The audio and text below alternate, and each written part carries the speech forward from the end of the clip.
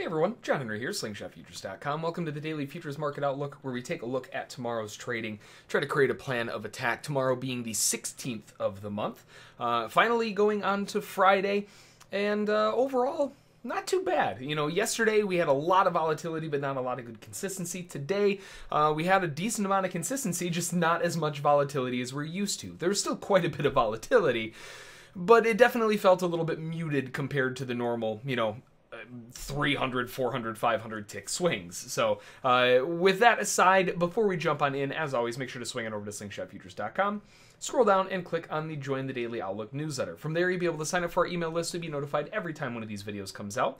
Along with that, in the email, we go over everything of interest, whether it's stocks, cryptos, Forex, you name it, it'll show up in there at some point. And it's a really great way to get a hold of those so you don't miss those again, because we can't have enough time to cover them in the video. Well, we could, but the video would be a century long. Of course, if you haven't done so already, make sure to click on the live trade room subscription and trial info so you can sign up for a free 3-day trial of the live trade room and check us out for a couple days, kind of get your feet a little bit wet and see what we're all about. It's a really good way to kind of get a look into the room, ask a couple questions, just hang out with us for a couple days and see how we all trade. So jumping on in, first of all, the euro has had a very nice rally to the upside. This is the continuation that we've been looking for. We wanted this continuation up since, well, back here, but it didn't show up, and we were waiting for a good strong bull move. We finally started getting it here. Good follow through, breaking above that level of resistance, using it as support, and continuing the bounce higher. So everything is working out perfectly to the upside. Now, the one thing that kind of stands out here is the fact that we're coming into the highs of that horizontal support and resistance, and that's going to be at 25,290. Now, 25,290 isn't the only area of interest, but that is where the market capped out before. They tried breaking above it, failed, came back, tested it again, tried coming back to it, missed it, and when they finally came back again and got above it, it failed back down. So this is the beginning of the area of interest. This isn't just the only spot for it.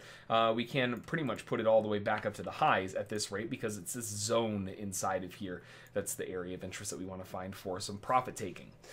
Now, this is a profit-taking zone, not a selling zone. Now, selling zone in the sense of more market participants jumping in to try to push the market back down. We could find sellers above the highs, and we might just end up going into a range. That is definitely a possibility. But it's by no means an area that I'm looking to sell in other than on profit targets. So the upside objective has been met. We are breaking and testing into the top of the wedge. We're coming into the beginning of the area of support of resistance, or the area of resistance, rather. Everything is kind of stacking up in a place that sort of tells me, well, I might want to kind of hang off to the side a little bit and let this market kind of tell me what it wants to do. Looking at more recent price action, we have a lot of very strong bull bars pushing the market up, and the first time the sellers tried coming in, they completely failed and the buyers pushed it back up again. The likely anticipation of a move like that, if we zoom in really close, is for the market to retest those highs. We haven't retested it yet. We've missed it by just a little bit, and that's because we keep getting stuck off of that resistance area there. But if we can get a retest of the highs, likely a lot of buyers that bought into this one candle pullback or the dip below the previous bull bar, or really bought in here for any reason because it's so bullish, they're going to be taking their profit targets out, and then we might find a short-term top where the market pulls back a little bit. Now, what I'm really looking for here is for the buyers to want to continue, but all of the big buyers, the ones that were accumulating down here, who bought the breakout move, who bought the breakout pullback, who bought the breakout itself, they're all taking profit up here. And with that move to the upside and all of the profit taking going on, it's tough to really want to hang on to a full position, maybe a partial, but what I would rather see is a dip back on that profit taking, come back to an area of support or resistance. And we can see that obviously this level at 23,695 is interesting, but in the intermediary level of support, giving us a little bit of a combination of support and resistance, we have a lot of support and resistance coming off of this. And notably, this is also the swing high zone before that breakout move occurred, this giant green bar here. So it kind of combines both support and resistance and a retest of buyers' defense, assuming that buyers will defend their original breakout. So I would love to see a pullback going in towards around 24,200s, 24,250 in that area is going to be a zone of interest for buyers to jump back in and try to push the market back up. Going into Friday's price action, we're dealing with a situation of probably going to get a little bit stuck here on profit taking, maybe a little bit of pullback, not anticipating a whole lot going into the overnight session, just given that kind of balance area that we found ourselves in. Over on gold, we are continuing that bull breakout, and we are pausing, just as expected. We were anticipating buyers and sellers to find a little bit of balance here. Now, really what we need to see is, are the buyers going to continue or are the sellers going to take it all back? This is a do or die for the buyers. The buyers' objectives are back to the highs. Whether it's the high closes or all-time highs doesn't really matter. They want to see bullish continuation. And the sellers are trying to push this market back down, saying, nah, that's too much. You got to pull back a little bit. I always kind of zoom out and lean on the side of the overall trend, and we've been bullish since really middle of December, so I have to assume that the buyers have the better argument, and even if it does dip lower, we're probably just going to find a bunch of buyers that are waiting down there to pick up the pullback anyway to try to scale in. So any dip right now below these previous lows, back to this previous swing before the breakout, retesting any of these earlier levels of support or resistance, these are all areas of interest for buyers to start scaling in and try to push the market back up towards those highs. So I am leaning on the buy side and would prefer a quick dip below this most recent low at the very least to try to find some buying pressure down here so we can then shove the market back up. Over on crude oil had a little bit of a back and forth, not a whole lot going on, and at the end of the, by the end of the day, started with a move up, then a move down, then a move up, and we're kind of right back where we started again. Not getting a whole lot done, but in the bigger picture, we are still cycling off of that major area of support at 59.07, and it's holding really, really well. We've been tracking that area for quite a while, and now we're all the way up to 61.52. The overall anticipation is that the buyers want to keep this going, right? We had the pullback, we had the intra pullback, we still have wide open swing gapping and candle gapping to the upside, showing that buyers still are looking for objectives to the upside, and that leaves an open objective to retest the earlier level of support and resistance at 62.85 as a profitable objective for buyers.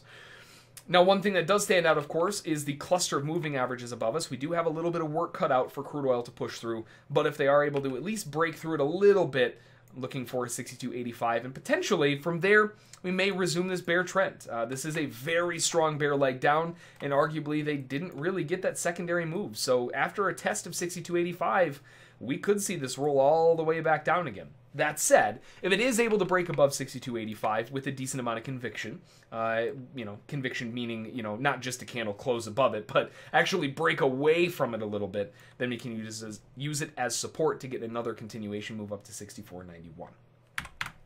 So going into tomorrow's trading, looking for a little bit more bullish continuation to retest 62.85. We might not be able to make it up there by tomorrow. It's going to take a good push for the market to want to actually push that far up, but we'll have to wait and see. Either way, though, looking for the buying movement to continue going into tomorrow. And then finally, the S&P. Now, the S&P and all of the indexes caught a nice bull lift to the upside, and we're in a pretty precarious area, right? We are back towards the top of where that kind of pause and continuation drop happened, and we're at the highs of the potential range top. We also have all the moving averages coming in together. Not really any levels of support or resistance inside here because this move down was so aggressive. This is where, we're going to have to see the buyers show up to the party if they're going to break out of this. We have a good amount of breakout, and we can see on the interim here that they pulled back and used that level of support. So we do have at least a small clue that buyers are trying to get continuation to the upside. And these buyers, these aren't buyers that just started here. These are the buyers that have been coming in here and bought way down there. And they've been holding on for quite a while looking for this continuation. And it would be hard to not see a little bit of profit taking here, which could be what happened on those wicks. Little more continuation to the upside, though, does appear to be the next step before we start finding some selling volume above these range highs. At the very least, I think it's really just kind of waiting for proof if the sellers are going to come in. So far, there's nothing. We have a lot of bull continuation to the upside, if anything. Sorry about that. We have the continuation move to the upside, which kind of looks like a spike into a channel to the upside.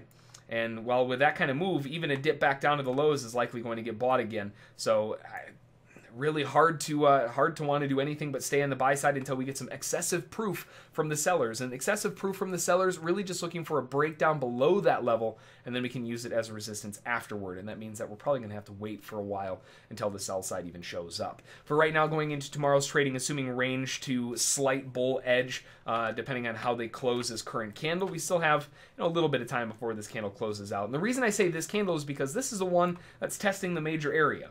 All the other ones were close, but they never actually physically tested that level, that major swing high this one is. So if we fail to close above that and it ends up just being a big wick, that is a problem, right? That is going to be a big problem for the buyers. If we are able to close above it, though, it depends on how much. You know, if we close above it here, it's significantly weaker than if we close above it like this, right?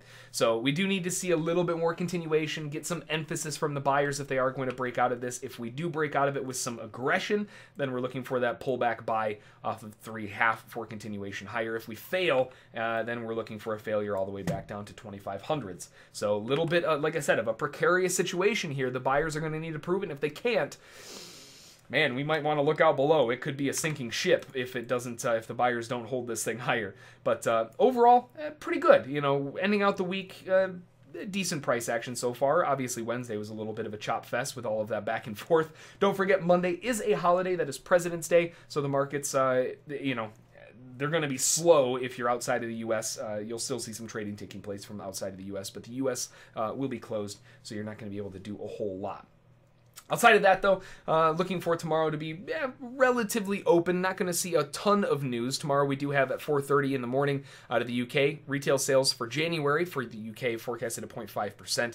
And then at 8:30 tomorrow morning for the US, it's the building permits for January, and that's forecasted at 1.29 million. That's it. So ending out Friday, not a whole lot of news. Going into Monday with a holiday, probably going to be one of those weekends that ends up being a little bit longer. Everyone starts taking off early on Friday and doesn't show up until, you know, mid-Tuesday, maybe a little bit late and head on Wednesday. Might be a slow week tomorrow starting out. So just, you know, as always, rest up and enjoy the holiday going into the weekend. And as like we always say, even if we do have an anticipation of a slow week ahead of us or a slow couple days at the very least, always got to make a plan, trade the plan, follow those rules, and you'll be A-okay. Until next time, we'll see y'all then.